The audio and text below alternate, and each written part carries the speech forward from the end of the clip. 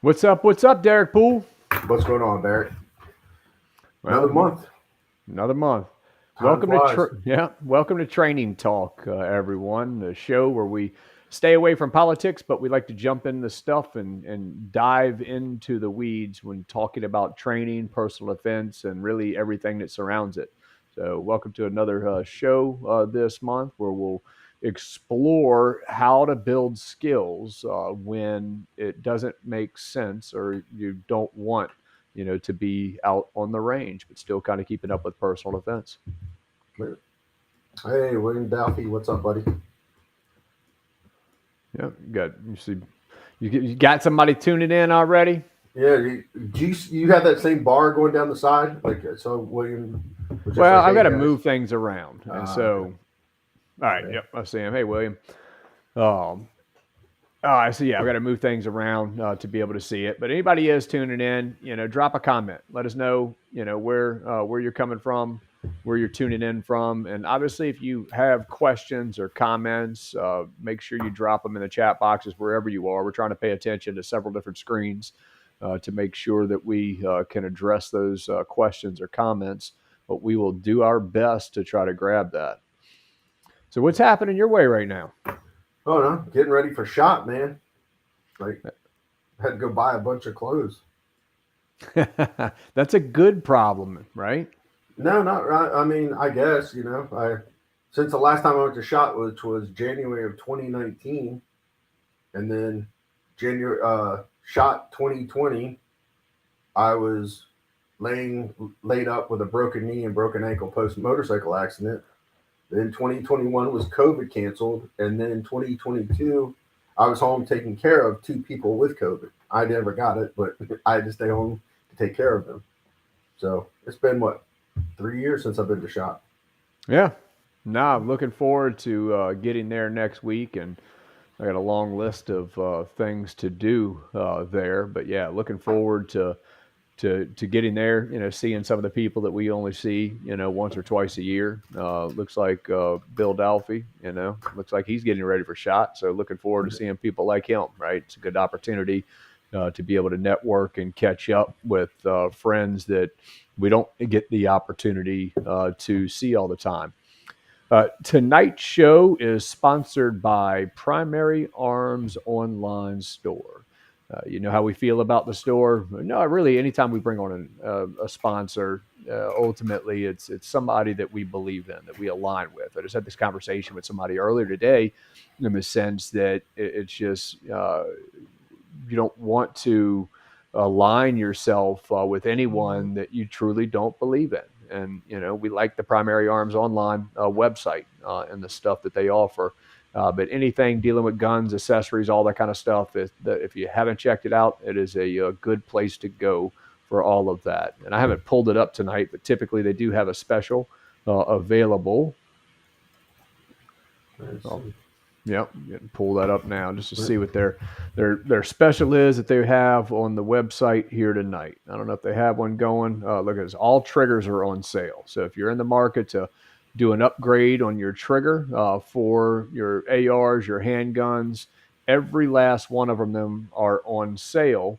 Additionally, if you sign up for their email, then you can receive $20 off the next order of $200 or greater. So, like I said, I don't think I've ever pulled it up and had them not have something on sale or something going on. Also, at Primary Arms Online, if anybody watches and you're a first responder or prior service military or active duty military, you get an additional discount going through the ID.me route.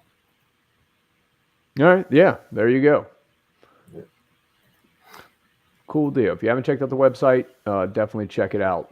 So, like I said, tonight's topic is excelling your skills, building your skills, learning new skills, all of that. I said in the winter, right, when you can't get out to the range, don't want to go out to the range, but really it ultimately applies a lot throughout the year. It may be the rainy season or the super hot season for somebody like Deryck, down in southern Florida. Where it gets hotter than a lot of other places. And so there's different reasons, different times that you're just unable to get to the range. So what can you do at home to still build those skills. And so that's what tonight's show is about. We've got a lot of different, each one of us, have some different ideas that really make sense, a whole lot when it comes to personal defense. I think that we'll talk about some of the firearm stuff, but really let's talk about some of the really software skills, Deryck. Yeah, the one that's really, it's funny because a lot of people have them because we both teach a class, but hardly anybody ever practices them. Is a home defense plan, like the home defense plan of getting your family into the barricade position, practicing, communication, going through your 911 script, not actually calling 911, obviously, things like that. That's something that you should be doing year round. But if it's cold and it's winter and you're like, I really wish there was something I could train, there's a perfect place to start. And if you don't have a home defense plan, then even better, sit down with the family, sit at the table, and start talking about it and set something up. Yes, absolutely. Responding to a comment real quick from John. He was asking about one of the defensive shooting incidents that took place over in Texas recently. Just letting you know, we will talk some about that tonight. We'll also show the video. But I think what Deryck was talking about is something that it's very often overlooked.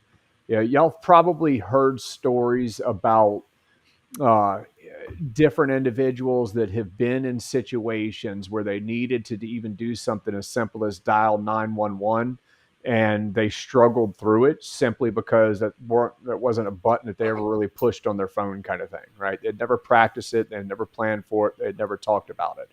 And it doesn't just apply to contacting 911 or communicating with others inside the home. It applies to all aspects of that plan. And and Deryck, you've heard me tell this to schools in teaching active shooter response, is that I think that it's tabletop discussions is a huge part of planning and getting and sitting there, and talking with the family. And if this happens, what is the plan? What would we do? And start to plan that out and have that discussion back and forth. And I think a lot of times what you'll find through that discussion is that certain pieces of expectations may not work very well. They may have failure points in them. Yeah. And this may not just apply to personal defense, but I mean, this applies to a fire in the house, right? For years. So as soon as my kids were old enough to be able to open windows, I trained them how to open up the window, get out the window, and if the house was ever on fire, here's where you go, kind of thing, right? Or if you ever hear the alarm going off, this is what you do. And it's important to have those discussions and then start to, like you said, plan it out, walk it out. Yeah. I'm sure of yours. I've said this on the show before, talking about I had to call 911 when my mom went into cardiac arrest like 7 years ago now. And even I teach this stuff. Like I had no problem with where I was, what was going on, the address. And they asked me one question that like completely like threw me for a loop. What is the home phone number there? But it was my parents' house, granted. Right. But like they back then they had a landline. Like so many of us nowadays have cell phones, and if we have cell phones, we maybe have Wi-Fi calling set up. So we have to have that that extra 911 setting on our phone for Wi-Fi calling and stuff like this. But I was calling from a landline, and for the life of me, could not tell you what the phone number was. Completely vapor locked. But so even practicing and stuff, there are things. Finally, the 911 operators like sort of let me off the hook. It was like, well, that's really not important, and started asking me other questions because I vapor locked on it like it was the most important piece of information. Not that I've been giving her CPR for how long and blah blah. The other things like that. Right. Is that it is very easy to vapor lock when it hasn't been planned, it hasn't been thought about, and so I think that is something that is worth spending a few nights at the dinner table talking about, or even practicing over the next couple of months. Is that bring your family together and work out some of those kinks that you may have. And a lot of people don't even have home defense plans. And if you don't have a home defense plan, you're like, well, I have no idea where to start. Like this is we're here on Personal Defense Network's Training Talk. Go over to Personal Defense Network because I know Jamie Onion, who might be a guest with us next month, actually wrote an article just on setting up a home defense plan on out there on one of the out there. So just head over to personaldefensenetwork.com in the little search bar, home defense plan, and I'm sure it'll come up. Yeah, definitely so. You search home defense at personaldefensenetwork.com, you'll get several articles, several videos that are on the topic. And it is important to have a plan. I can't tell you how many news stories, videos, and cases I've looked at where people made bad decisions because they didn't have a plan on the front end. And so if you haven't put one together with a family, or yourself as an individual, can't stress that enough. The other one is like, I don't know how many of our viewers have it, but I think it's called a two-way lock. It's where, you have a front door and you have like an access window. You have like viewing windows on the left or the right-hand side. So the inside deadbolt requires a key. It doesn't just have the flip. So if somebody breaks the window, they can't just reach in and undo the deadbolt. Like something as simple as that. Where do you keep that key for that lock? It's a two-way, right? That's what the technical term is. A two-way lock. I think you're correct. Yeah, double cylinder, I think. But yes, that can be a piece, and it's funny. Those things that make sense for security seem to upset, the fire marshal, and that's certainly one of those pieces that fall in there. So a lot of the newer homes, unless people have intentionally put that kind of lock on there, won't have it, because you got to have that throw lever to make it easy for egress to not have to find those keys. The only reason I know about it is my mom was secure. My mom was a freak as a little kid. When it came to any glass near the doors, we always had one that was a double keyed lock on that master lock sitting there. It was, and I remember, like, just for deliveries, going, "Where's the key?" I'll be back in just a minute. Going through the glass. Hold on, I gotta find the key. I can see that from my childhood. Yeah. It's like, I know I can definitely remember seeing that. Another thing you can do with like those side doors is better. I mean, the side viewing windows is better secure them. Yeah, it's on the cheaper end. You've got security film. That can go over that glass, and some of the security film is just phenomenal. It's been mind-blowing for me, to see the demonstrations with the security film, some of it literally stopping bullets, like film, right? Layers of nothing more than film, stopping bullets penetrating through that film. So it's actually unbelievable to see. But yeah, you can, look into that kind of stuff as well. To where you don't have to worry about somebody easily being able to punch through the glass to unlock the door, whether you have a key there or not, for that matter. Yeah. Right. Different other things that we can have available to us that we can build skills as well. By the way, Deryck, I saw somebody's tuning in tonight from Maryland. If y'all don't know, it says this is his first time tuning in. So. Craig, welcome to the show for the first time. If you didn't know, Deryck is actually from there or lived there for a bit. A bit, man. I grew up in Maryland. I joined the Marine Corps from Maryland, did my enlistment, and then after my enlistment, went back to Maryland and finally said, okay, I'm ready to go live where it's warmer year-round and no state income tax. You're not going to believe what opened up down the street for me a few weeks ago. What's that? Maryland Blue Crabs. Maryland Blue Crab place. Pretty risky to open up a Maryland crab place in South Louisiana, but somebody did it. We'll see if I'm gonna come visit. That's what I said. Come visit. You'll tell me whether or not they're Maryland crabs, yeah. or whether or not they're properly cooked. Right, because you'll end up in the hospital if you try. I will. Yeah. So yeah, I will definitely avoid it. So we've got the home defense plan, to be able to work through. Yeah, I think another often preached by us and other defensive shooting instructors, but also often overlooked, is the medical plan.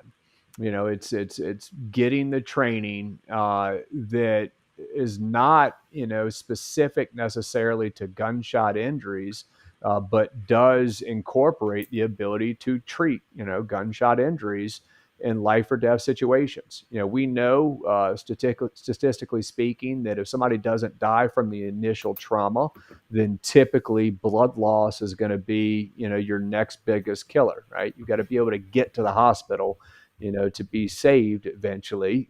But if you don't have the blood in the body, you may never make it there alive as well.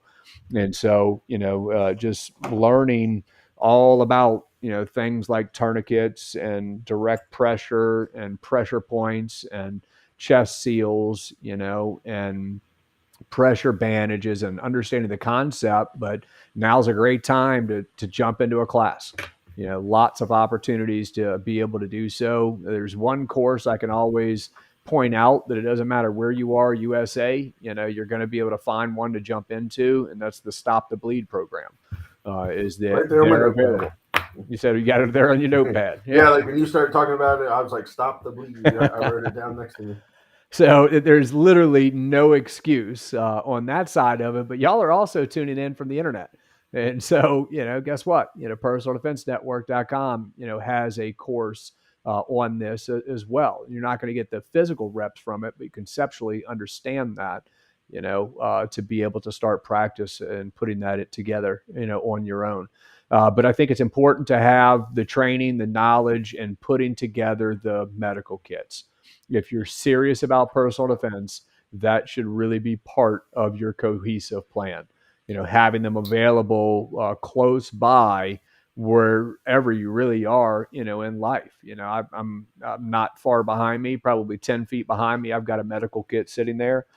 I pulled this out of my carry bag or backpack here just a minute ago. So I typically have a full kit in my backpack. I keep them in all the vehicles that we have. When I'm out on the boat, just recently, I got the chance to, go down to the Keys for Christmas this year. So we did, some great fishing offshore, 25 plus miles offshore from the Keys. And, I'm out there having a blast. Well, guess what? On that boat, you better believe I had basic things like a medical kit and emergency radio, that kind of stuff. Have your bailout plan available to you. So I certainly recommend putting those kits together. Lots of information on the Personal Defense Network, about that kind of stuff. But if you got questions, you can reach out to either one of those, and I promise you, we'll point you in a direction on training or putting those kits together.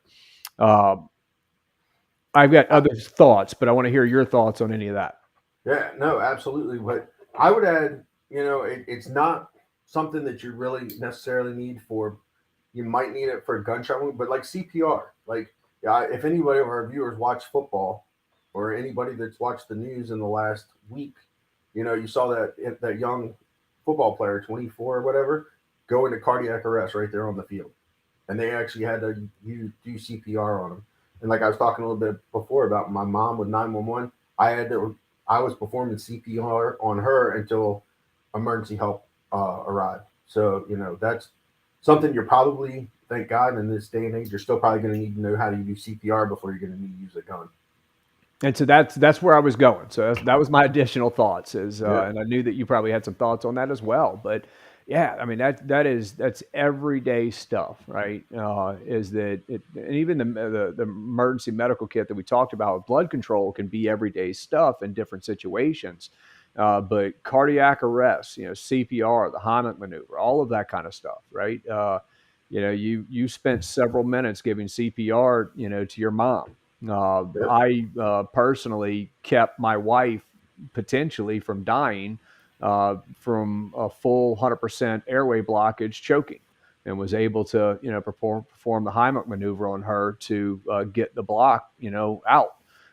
And that has nothing to do with violence, right? It has nothing to do with personal defense, but has everything to do with being able to keep those around us, safe, and being able to care for those around us, or for ourselves. If you haven't gone through a CPR certification class and understanding AEDs that exist in a lot of public places now, and things like how to save someone choking, then obviously that should be a pretty big priority.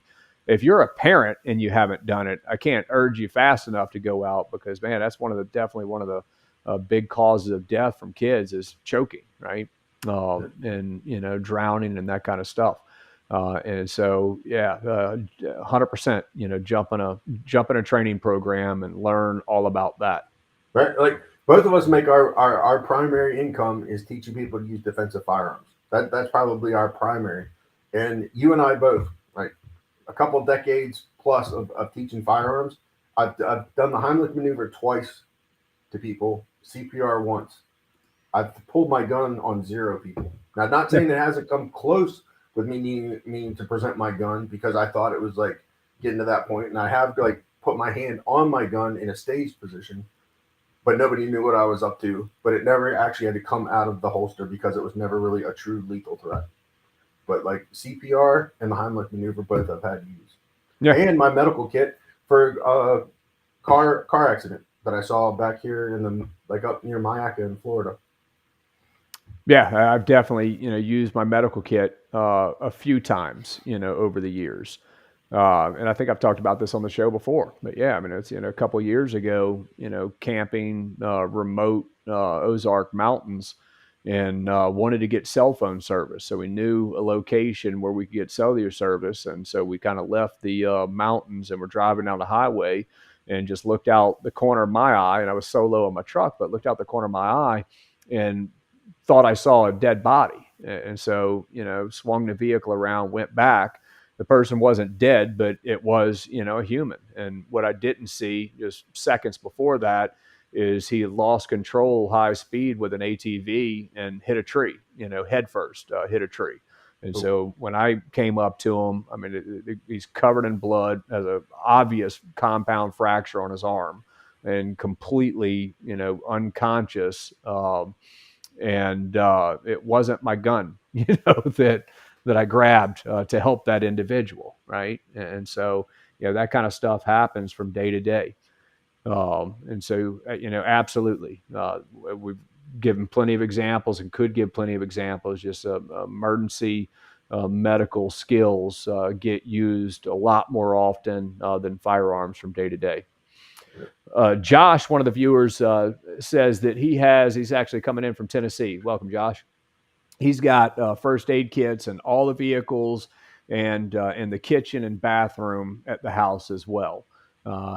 Way to be prepared, Josh. Way to have a plan, be prepared, and make sure, and not just to Josh, but just to viewers in general, is that I've had plenty of students that they know what to do, but does their family, does their loved ones know how to use that tourniquet? And if they don't, well, now's the opportunity, right? Not going to the range. Well, spend some time working with them and teaching them with it. And it's nothing wrong with if you've been through one. Nothing wrong with going through again. Like it's been I don't know about 3 or 4 years since I went through my last like gunshot wound like treatment IFAC use class. I'm ready to go through another one.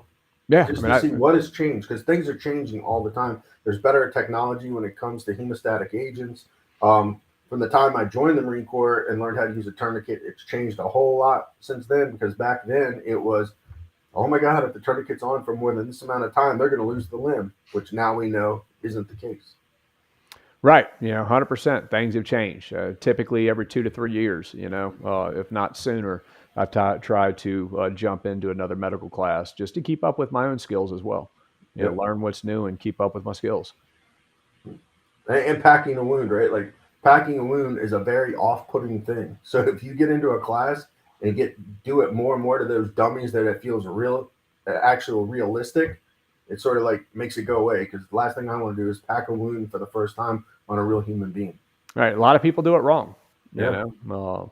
Deryck was just actually helping me, with an active shooter response course here just a few months ago, and helping people pack wounds and learn that concept of it.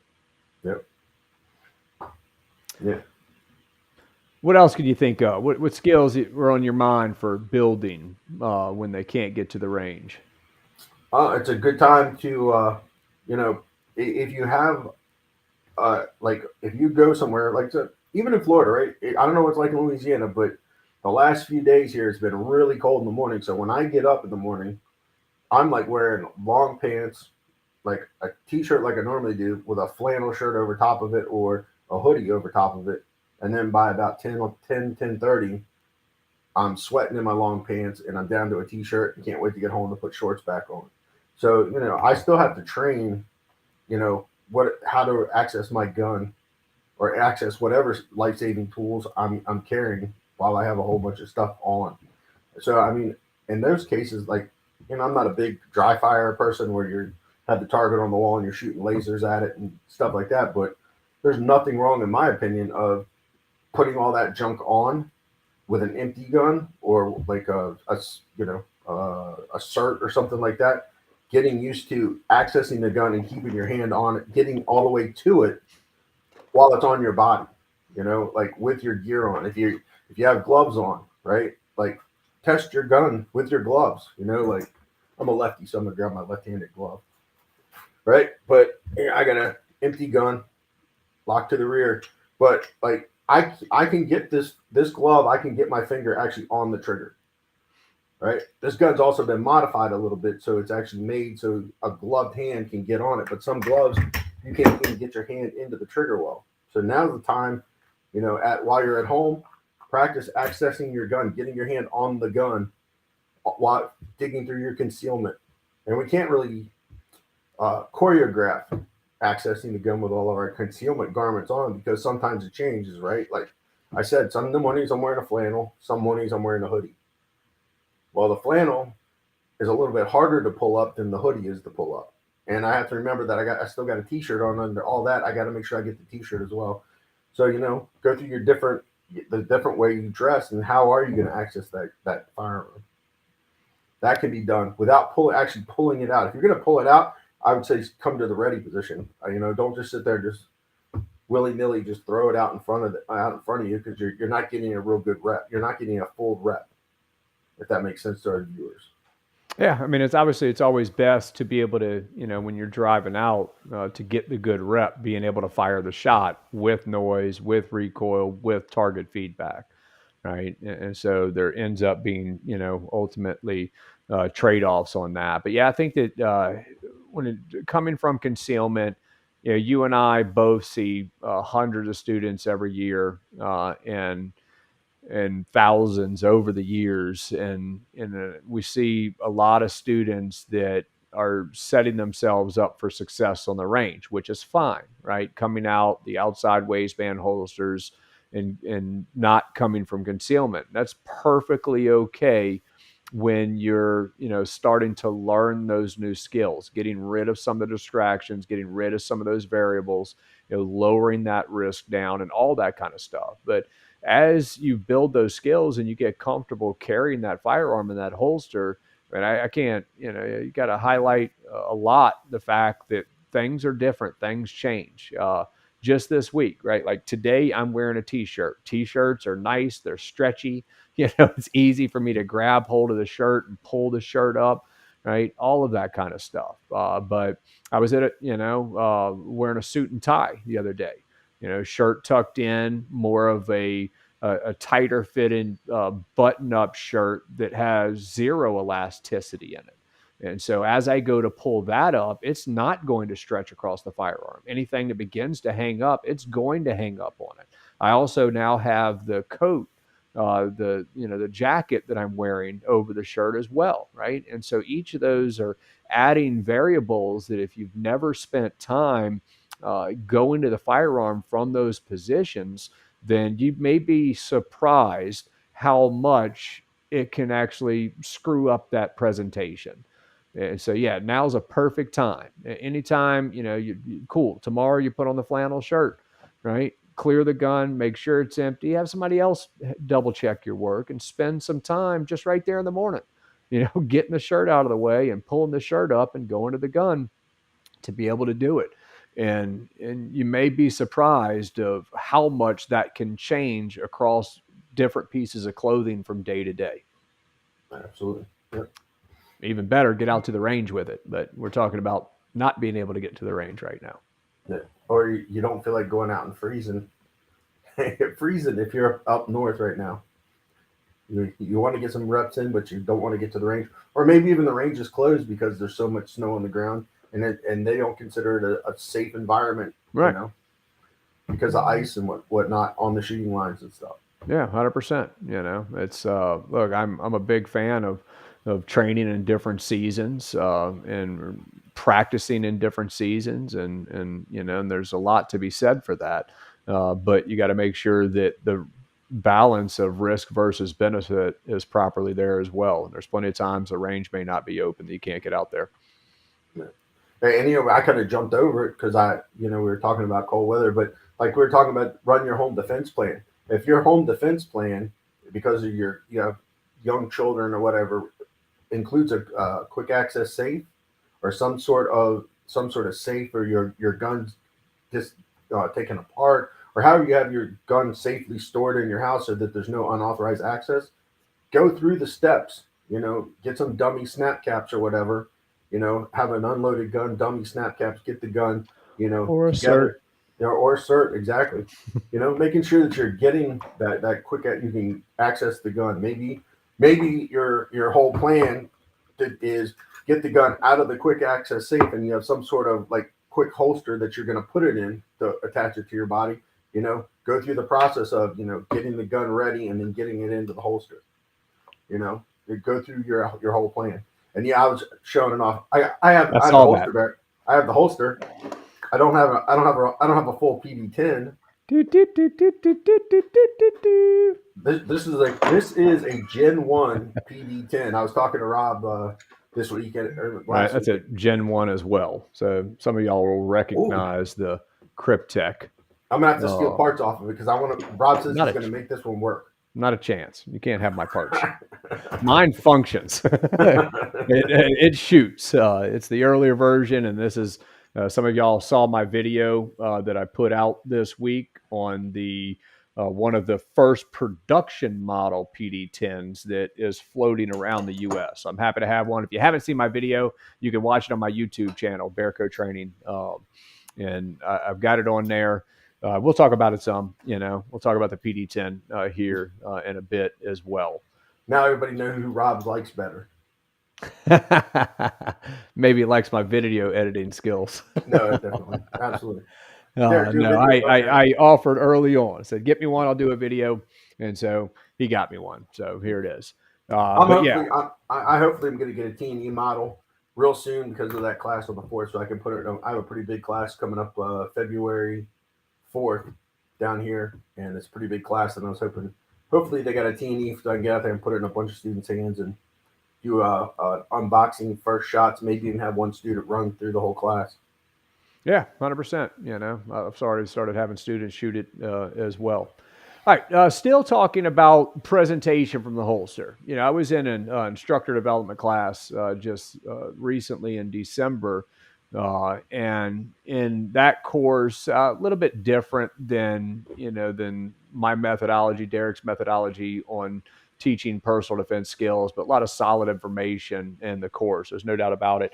But one of the things the instructor, and this was a Modern Samurai project, but one of the things that the instructor talked about in the program was, if you want to be a faster shooter, be faster getting the gun out of the holster, right? That's how he would make up a lot of that time, was the time not on the how fast he could press the trigger, but the time how fast he could get the gun to that trigger press. And so I think that and obviously, we all kind of understand that, conceptually anyway, to a certain degree. But I think that that some emphasis, can be talked about and put on that is that's the importance of working through those concealment garments and working through, how to get that good grip on that firearm coming out quickly, efficiently, consistently.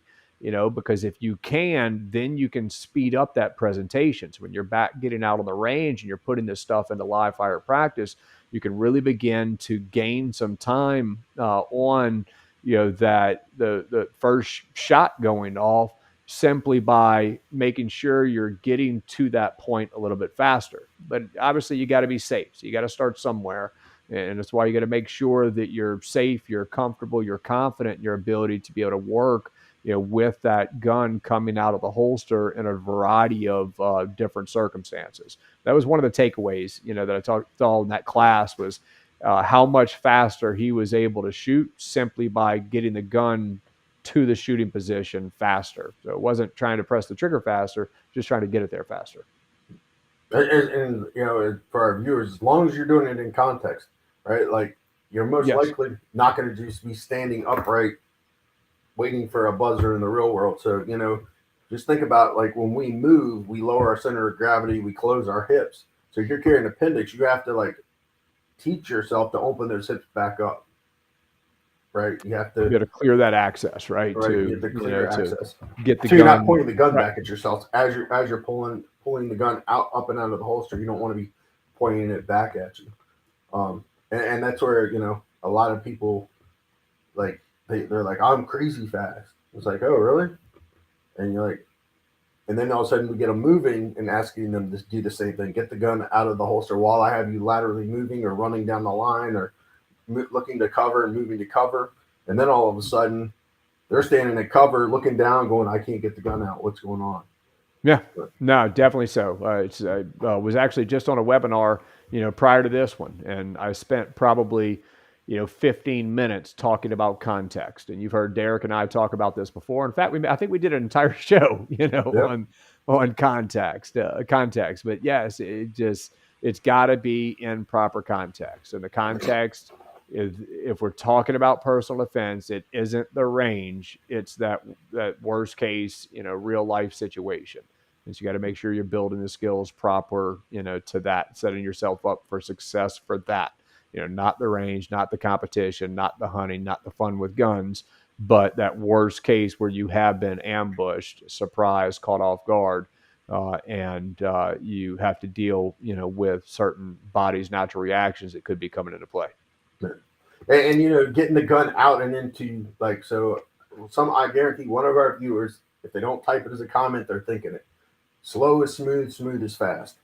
And like, that's like nails on a chalkboard to me because there's some truth to it, right? But that little quip doesn't provide enough context or information to make it useful. Because I've seen hundreds of students on the range, they're slow and they're not smooth at all.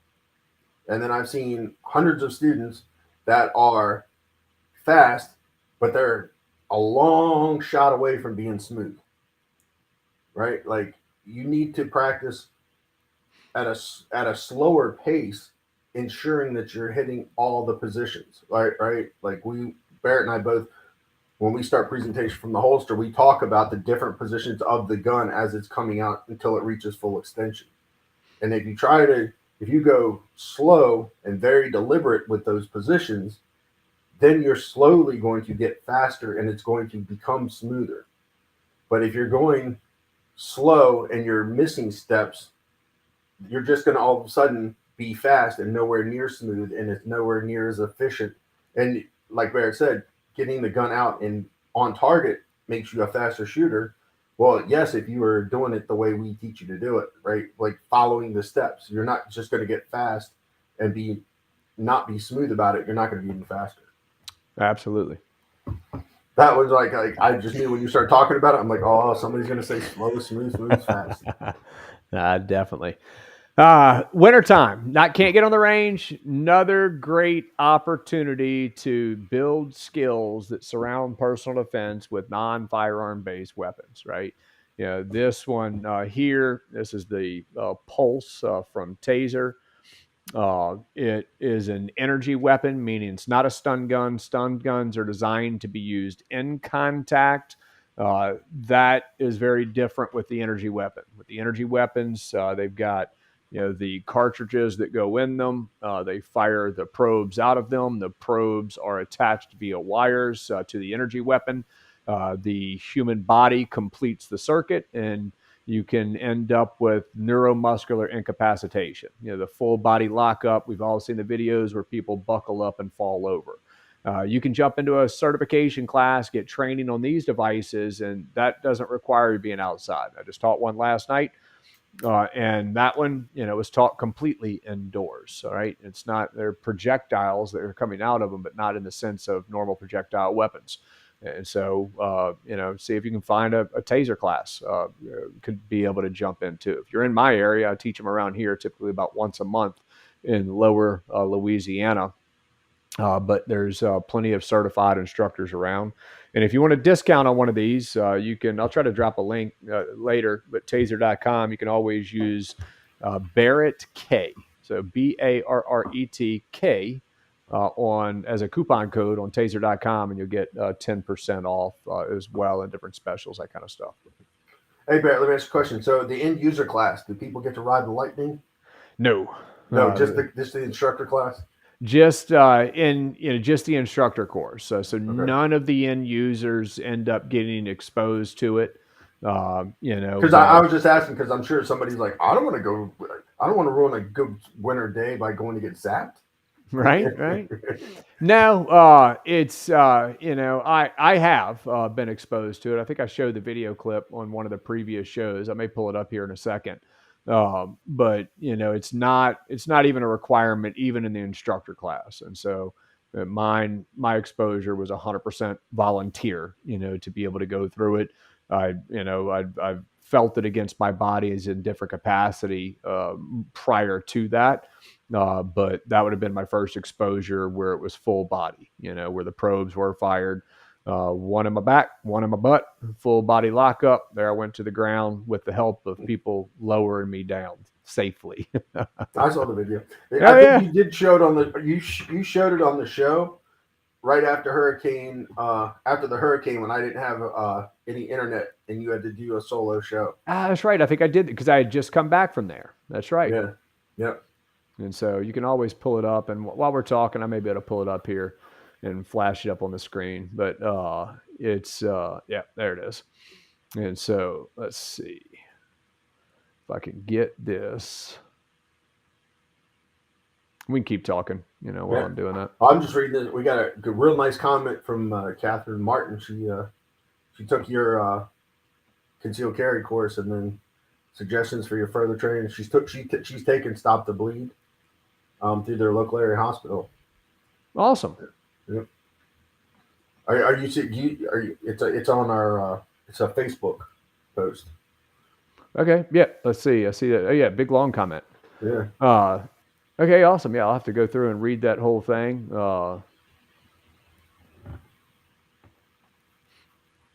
Yeah. Really, really good comment. Thanks for commenting, Catherine, and certainly thanks for taking my class, taking my training. If y'all are in my area, I teach, a lot of different classes, but one of which is the certification class for Louisiana. I have both an online hybrid program and in person. So online, it's literally almost 9 hours of video information where I show different videos, people getting hit by tasers. We talk a lot about the use of force. There's so much to learn, ultimately in that program. So thanks for being part of it, Catherine. All right, I've got the video, so I'll throw it up real quick. Ready. Volunteer ready? Ready.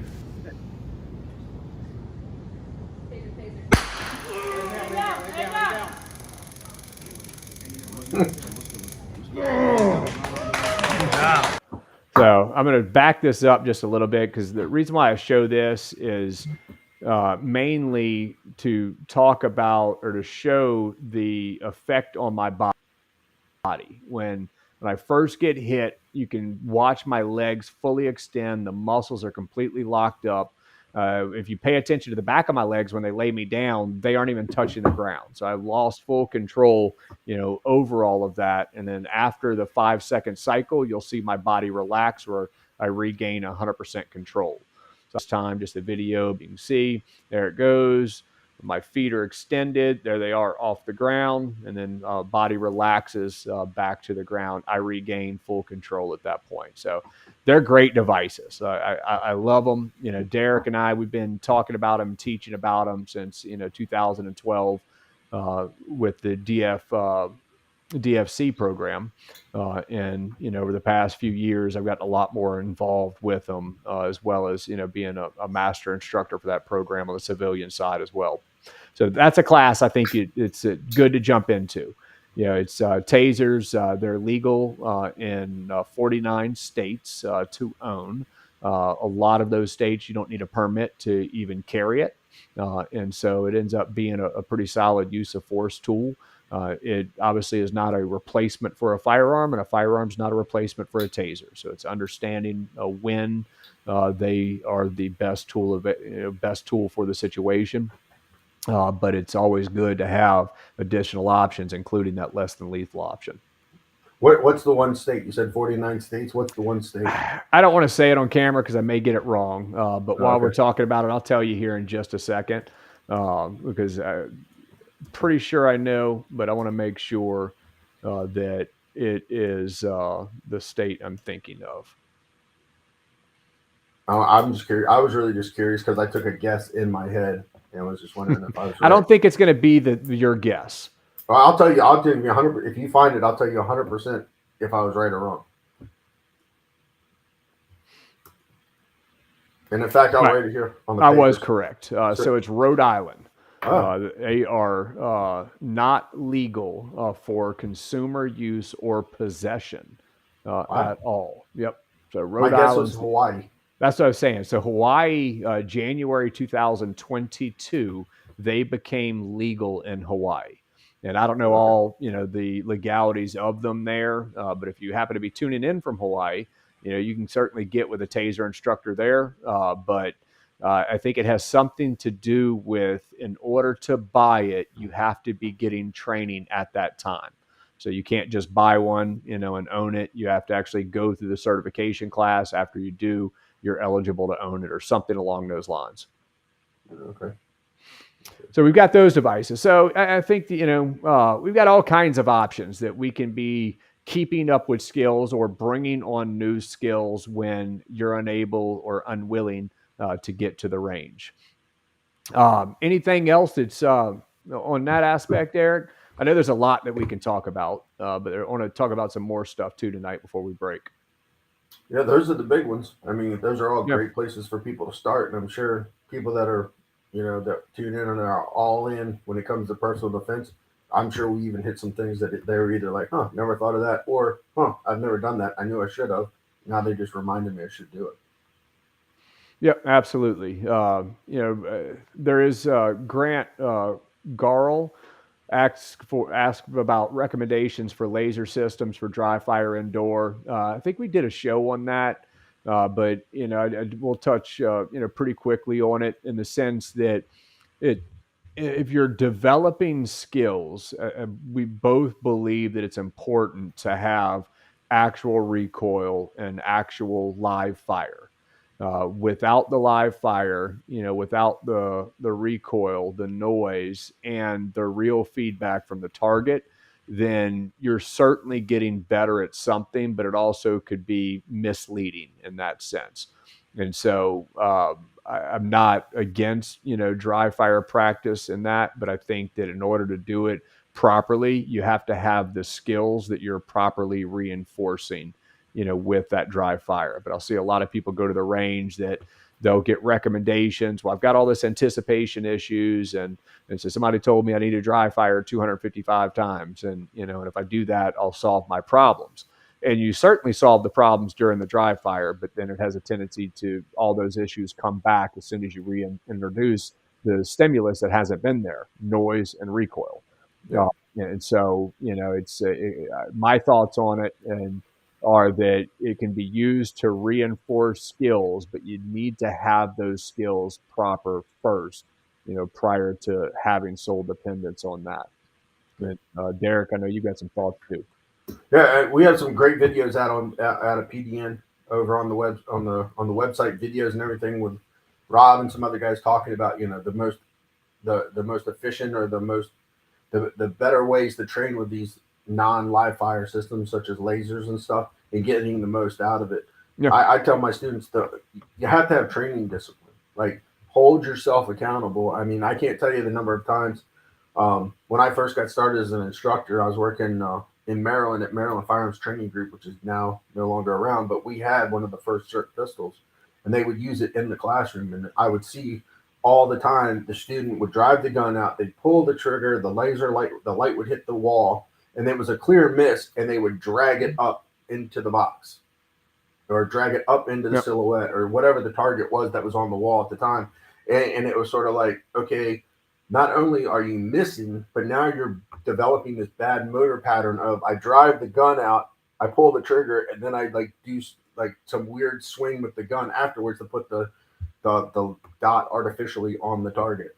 So like the dry fire system doesn't let you get away with that. That's one of the there's some videos over at PDN about that, but you hook it up to your PC, you program in like with a picture or something what target you're using, and the program itself like outlines the target, and it'll hold you accountable, but still you don't get that recoil of the bang bang, the loud noises, and all that stuff. So like you were saying, you need to have the skill, and then you supplement with that to get reinforcement. I'd rather see somebody shoot a 22 through part of the class and then go back to their 9mm, shoot a 22 for part of the class, and then go to their 45 or whatever it is for dollar reasons when we're in those ammo crunch times. So you get at least a good number of reps experiencing that recoil. Yeah, Parsha is asking about our thoughts on simulation training. She loves it for indoor training, also mitigates ammunition costs. And really, I brought it up just because that falls exactly into the same category, is that, it's not a replacement for live fire, but there can be some benefits if you are holding yourself accountable, doing it properly, and using it to reinforce skills that you have, not to build skills out of complete context. And I'm assuming the simulation they're talking about like simunition, sim training, non-lethal, and NTLM. I mean, she doesn't say NTLA. You could obviously, and she may speak up, or he may speak up on that. But yeah, I mean, if we're talking about doing things like using airsoft, simunition, non-lethal training ammunition, whereas people will do a lot of force on force and stuff, can be very good, for evaluating skills. So that's what I thought, on screen with scenarios. And so, yes, I do, I like those systems, and there can be some benefits to those systems because there is processing of information, but it kind of falls into the same category with non-lethal training munitions, is that you're being evaluated more than you're building the skills. So you build the skills on live fire, and then absolutely, run through those simulations on the screen, where now, especially if you got the instructor watching over you, has the ability to be able to evaluate how your process of getting the gun out went. Were you doing it the way that you were trained? Were you making the best decisions based on what was being presented on the screen? And there could be some absolute benefit to that, but it falls in the same sense of it comes after the skills are being developed, not really before, unless all we're doing is training someone to think, and, admitting that to ourselves, is that it's not firearms training, that it's more, it could be tactics, it could be thinking, it could be evaluating the student. Yes, enhances mental training. And we used to work on that with when Gander Mountain was around, right? We certified their instructors through our DFC and CFS programs, and then they had those simulators, those in-house simulators, and that's what they would do. They would put people through live fire classes, and then they in the day evaluating them in those simulations. Yeah. I've got a Mantis system on this, and, mainly I'll take it and, do things and stick it on here. And the Mantis, that does way more than I'm aware of, with that. But this can even be used for tracking presentations and stuff coming from the holster, the movement, the extra movement, of the gun can go all in there. Or if you really want to see, what's happening with the movement and being able to log that movement of the gun and of the trigger when you are on the range, it can be used for that kind of stuff as well. But all right, let's see. I've got this other video, we're going to play here in a minute. And, this is the video out of Houston. One of the viewers tonight was asking about it. We will go ahead and play this video. If you aren't aware of the story, you had an armed robber that went into one of my favorite types of places, a taco shop. And unfortunately was robbing people. But you had one of the patrons was armed, ends up using his firearm. The robber does die. That is part of this video. And so I'll warn you on the front end, if you're not comfortable with learning through this video as we play it, then now may be the time to turn it off. Or if you got young kids around, that kind of stuff. But I'll go ahead and play the video, and then Deryck and I will wrap back around to it. Nope, wrong one. Apparently, when I put the taser up, it replaced the other one. So let me pull it up.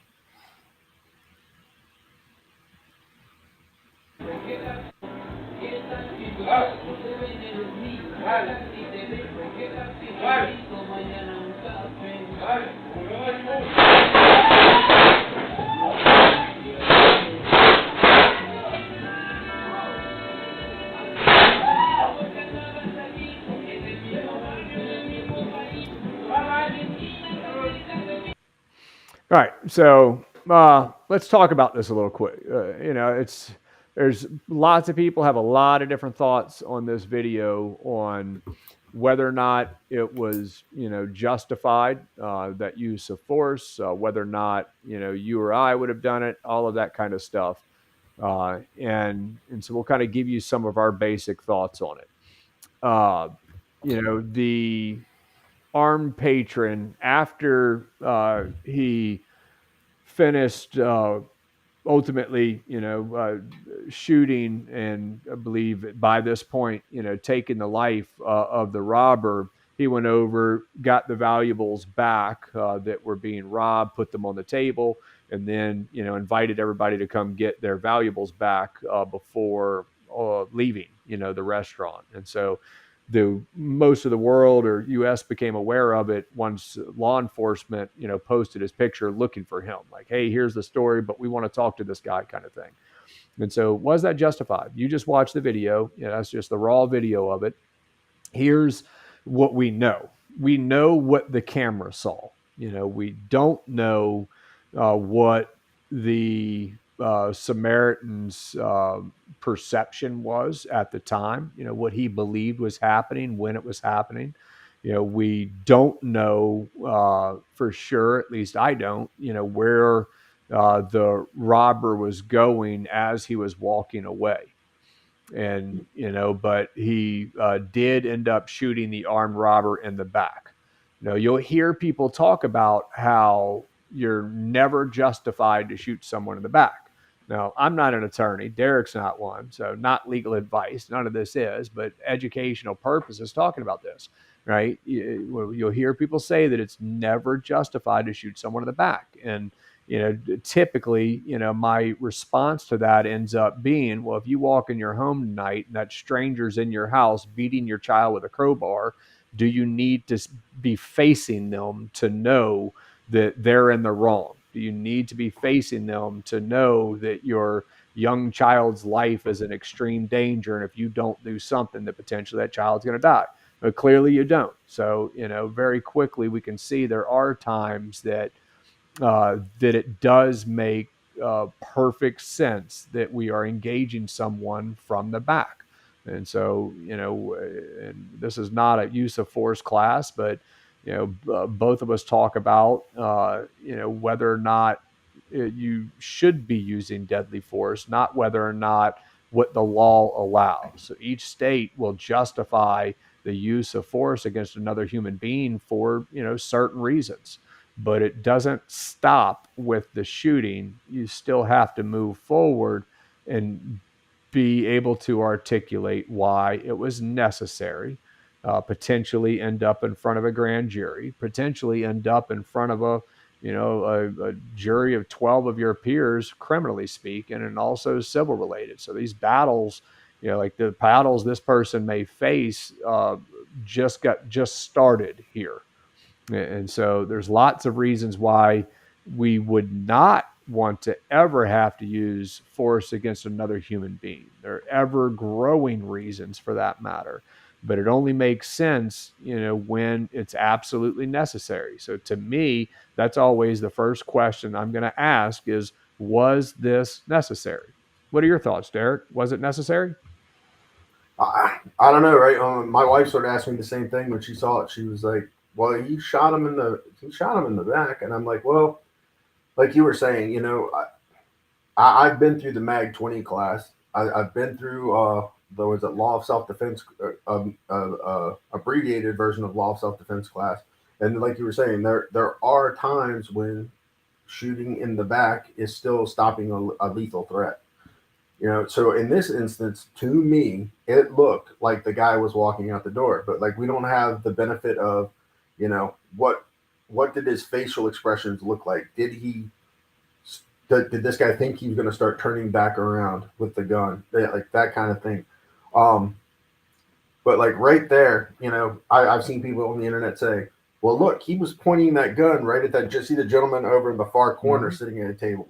He was pointing the gun right at the gentleman in the far corner, and right that know your target and what's beyond is not a rule in my classes nor your classes. It's an overarching concept that you must always be aware of. And there are times when the gun is going to be pointed at someone you don't, in the direction or vicinity of someone you don't want to hurt, but it is necessary to stop the threat. Right? I don't like the fact that it's extended because that's outside of what we teach, right? But we'll leave all that behind. Me personally, my wife was asking me, what would I have done? And I said, I hope with all my training and all that I know, I would have gotten the gun out, not extended it, but watched him. And had he opened that door and walked out, I never would have pulled the trigger. I would have just been a good witness and given the cops the best description I had of him. Had and been ready for him to sweep back around. Would he be turning back around because he wanted to get more money, or because I think he dropped some money right there on the tile? I'm not sure if you ever picked it up, but I saw him drop something. Is he going to turn back around to with that gun? So Yeah, we've got a couple of good comments. Parsha said it's okay to be a good witness, and it 100% is okay to be a good witness. And then let me choose the different screen. Let's see. Donovan said excessive force. The first shot subdued the assailant. And so when I started this discussion, I said we don't know, this person's perception, right? We don't know what he was thinking in this moment that you currently see on the screen. Was he thinking that he was going over towards the guy with his hands up in the corner, or was he thinking he was going out of the door? Was he thinking he was getting ready to execute the guy? So I don't know what was going through his mind at this point. And so I always am very cautious to provide too much judgment on somebody else's thoughts because I don't have his brain at that time. I don't have his perception. I don't have his background, his experiences, right? But he may end up in front of a jury where he's trying to convince 12 other people that it was necessary. But if you move past this moment, then you get into the multiple shots that happen and the person going down.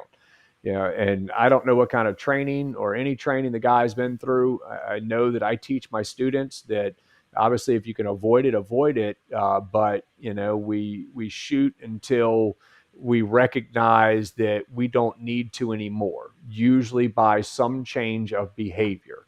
Meaning maybe the person put their hands up, maybe they started running away, maybe they dropped the weapon, maybe they went down, as in this case. And at that point is when to me, whether or not he thought it was necessary prior to this, to me, this changed the outcome of the incident is what happens from this point moving forward. When ultimately he does end up going over closer, shooting him multiple times again, kicking away the firearm and shooting again. Right. I thought he picked the. Didn't he pick the Or gun he up? did. I'm sorry. Picked the gun up, not Yeah. kicked it away. So like tactics wise, right? Like I, and I'll say this, right? Like Barrett said, none of us are in his head. So if he thought it was necessary based on something that we don't see before, this all happens or hear something that he said to all these people, I wouldn't. You couldn't have me sit there and go, he should be going to jail for the first 2 shots to put the guy down, right? I would have to get more background, more information.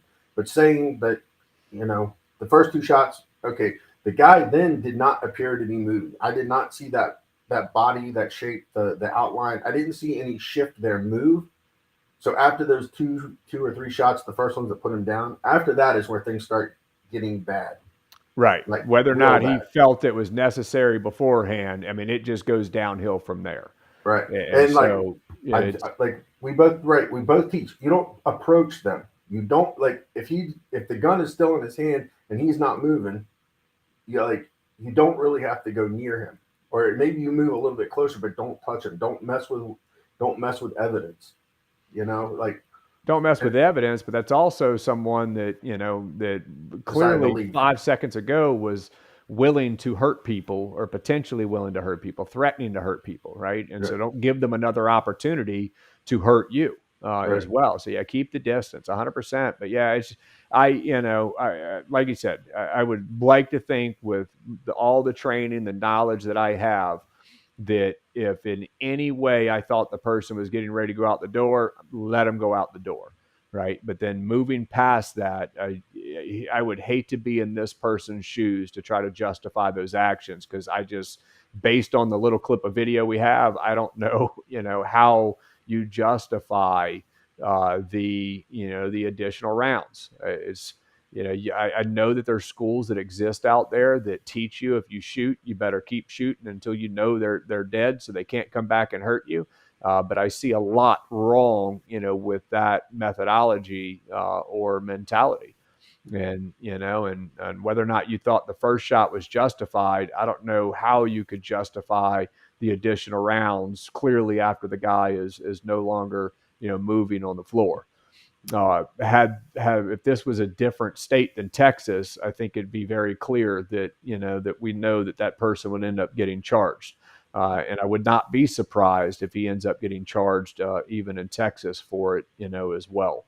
Well, he's Uh, going before the grand jury. yeah, I was going to say Yeah. ultimately he won't avoid the grand jury. He'll go in front of the grand jury, and and they'll decide whether or not they believe there's enough evidence that he committed a crime. And if that's the case, he'll move forward with it, regardless of criminal issues. I mean, it's the civil issues this person's going to face are also probably starting to weigh pretty heavy on him as well. And the fact that you have to deal with the fact that you shot somebody. Like, why even Yeah, bother? No, nobody should want to have to live with that. Like everybody handles the mental aftermath differently. But like, why even put yourself in the position of trying to figure out? I'm mentally tough. I could take it, right? Well, why get there if you don't have to? Let's talk about that last shot. Like, I've seen people on the internet saying he executed him, this, that, and the other. Maybe, but I would, and I think Greg Elford said this. I didn't read the article. I just read what somebody referenced Greg. It's sort of like a sympathetic. He was bending down and he had his finger on the trigger, right? So if that's what happened, another training opportunity of why it's so important to get really good at almost basically unconsciously when that gun's not in a shooting position, that finger's high above the trigger, so it's nowhere near a position for an accidental or negligent discharge. yeah, it has to be unconsciously, right? You've Right. got to get to the point where you're putting zero thought into your finger manipulation around that trigger. And that's not just in a self-defense encounter, but that handling the gun in your kitchen encounter, right? It Right. applies to all aspects of life, and handling firearms is a big part of it. So yeah, I mean, it's the psychological aspect of dealing with it. I don't know what his family's like, marriage life is like, but I know that historically speaking, when you look at a lot of these incidents, that a lot of times it doesn't play well for a marriage, it doesn't play well for family, it doesn't play well for work later on in life. It doesn't play well for any of that kind of stuff. As I said, if you want to stack up the reasons why it doesn't make sense to use force against another human being, you're going to need a big wheelbarrow, because there's a lot of them that go into that category. And then when you start to balance that against, well, why would you use force against another human being? Because you had to, right? To protect life. And I don't know if that was going through his mind because he had to, but it's hard to to come up with that, is a clear absolute on the back end of it, watching the video. And another thing that we can talk to people, say this was Maryland. Like Maryland a few years ago. Now I think they've been forced into shall issue land, but like Maryland, you back in the day, no one would have a gun, or if probably no one other than maybe the owner of the restaurant, if he even bothered carrying one. The minute he walks past with that gun extended like that, that's a perfect opportunity for unarmed people to tackle him and beat him with a chair and knock the gun out of him. Yeah. If this was, again, if he's not leaving, but that's someone who's trying to hurt other people and you didn't have a firearm available, yeah, 100%, is gaining control over that weapon arm and pushing that gun into a third, point of leverage, like the table, like the floor, something along those lines. Yeah. But I mean, like we both say, when we're on the range and students love to do the what if scenarios, such as something like this. I tell them, I go, I'm not teaching you to win a court case. All right, like you go to like Masada, or one of these other law attorneys that like they specialize in this and can teach armed self-defense law to you. I'm teaching you how to live through a lethal encounter, and that's all I care about. Yeah, is teaching you the skills that you can apply to keep you alive in a lethal encounter. Yep.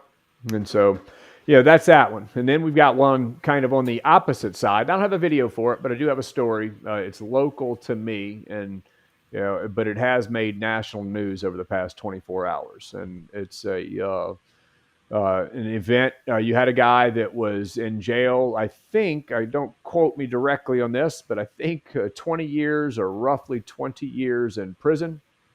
Gets out on parole, and not long after, he ends up robbing a store, committing a carjacking. All of this is the same night, by the way. So robs a store, commits a carjacking, and then a few hours later, with a shovel and a tire iron, breaks into a house that had a mom and her 2 kids in the home, and physically attacks her. They're in a physical altercation. She's able to secure a firearm and shot him, and he died, as well.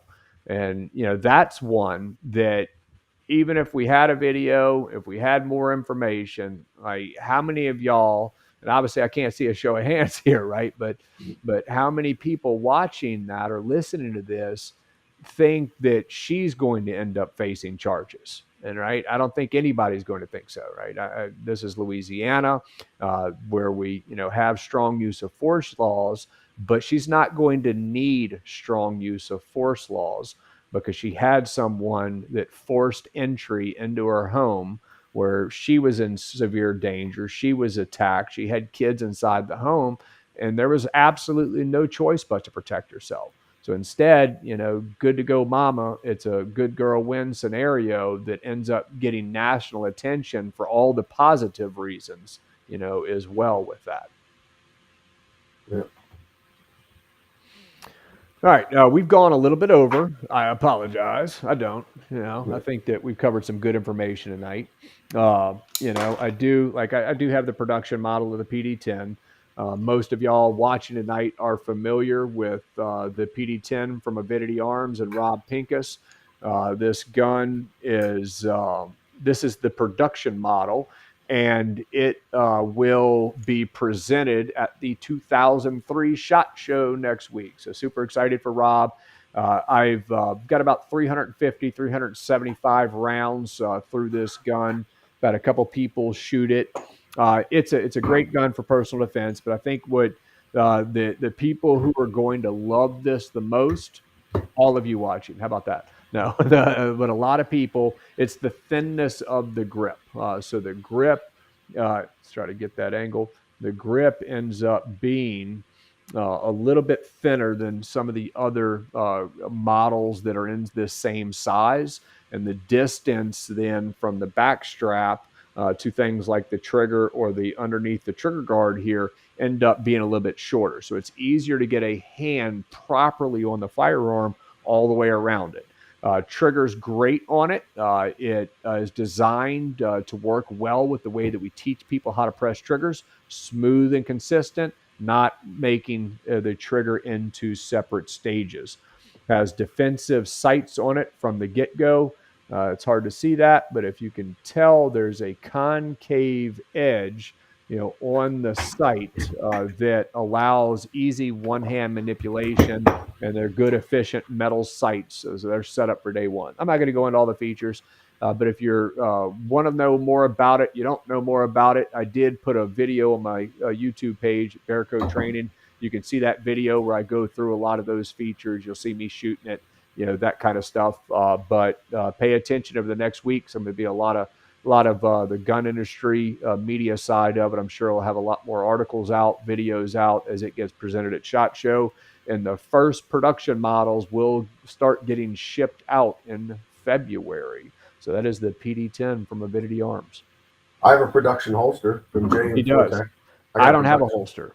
I had to use a universal holster, for the video. JM4 holsters. I may have a coupon code for them. Let me, I may not. Maybe it's a discount link. I'll try to pull that up real quick. The benefits of being on Rob's team and being one of the few left-handed guys. After they made them, and Rob said, "Yep, they're good to go." I got one because there's only two of us lefties on the leadership team. So yeah, I don't know what's wrong with you. I don't know how you turned out to be a lefty, but there's actually not two of you, right? There's three. But no, me and Jamie Onion. Me and Jamie Onion. Oh yeah, and then Mully, and then Jeff Abraham. Yeah, no, that's what I'm saying. Mully, Jeff Abraham, but is Ken left-handed? Ken who? Crawford? Yeah. No. Okay, I don't know why I was thinking that. So while you're looking for that, I will tell the people that this JM4 holster is actually really cool. Like I like leather holsters. I've never been a leather holster guy just because it requires you over time. You're going to have to replace a leather holster. It breaks down. But this is actually Kydex wrapped in leather. So it makes it much smoother. It protects you if you worry about the finish of your gun. It protects the finish of your gun, and you don't get that real loud, hard snap when you put it in and out of the holster. So I'm really impressed with the holster, the way it's made, and the way they stitch it on. So that's my little JM4 spiel. I think it's a really cool holster.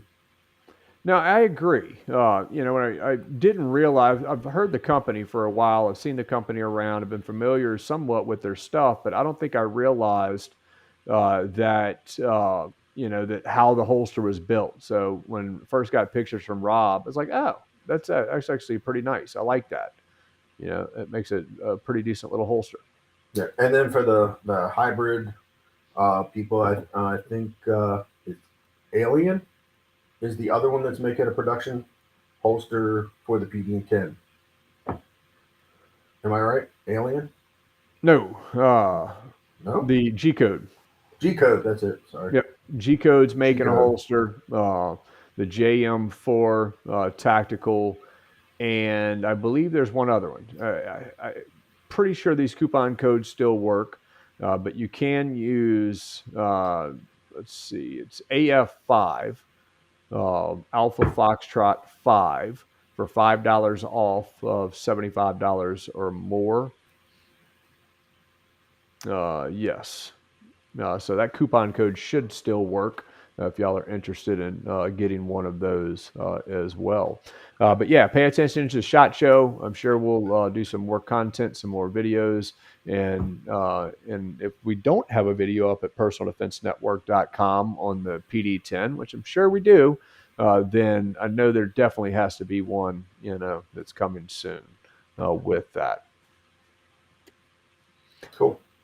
All right. Oh, hey, Omari. Yeah. I just saw Omari tuned in. Yes, Omari out there on the.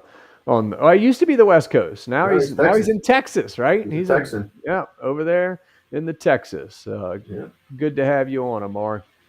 That's my brother from another mother, right? He's Omari Broussard. I'm from Louisiana, so we got lots of Broussards over here. So I always joke with him. He's got to be from South Louisiana. All his kinfolks over this way. All right. Well, thanks for tuning in, everyone. As mentioned, we'll be doing hopefully some more video content, some more posting coming from SHOT Show with all the latest and greatest next week. So make sure you pay attention to all of that next week. And then once again, thanks to Primary Arms Online for sponsoring the show tonight. As we mentioned prior in the show, they are a fantastic website for anything firearms accessories and firearms related. A lot of stuff we talk about that you can get over there as well. So, Deryck, man, always good to be with you on the show, buddy. You too, man. I'll see you in less than a week. See you next week. Yeah, Everybody man. else, we will see y'all next month, typically the first Wednesday of each month, which, if I'm not mistaken, that's going to make it February the 1st. Okay. Yep. February the 1st. February the 1st. Good deal. We'll see you in February.